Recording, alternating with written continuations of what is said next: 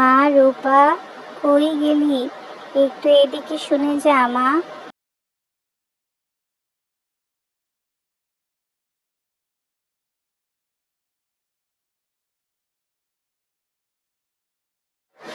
হ্যাঁ মা, বলো কি হয়েছে?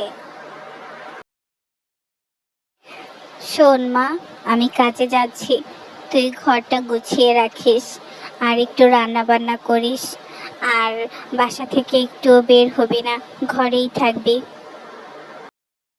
ঠিক আছে মা, আমি ঘরেই থাকবো।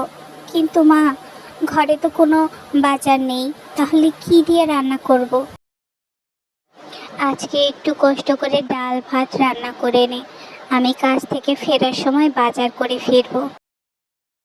আচ্ছা ঠিক আছে মা, আমি রান্না বান্না করে রাখবো, তুমি সাবধানে যেও।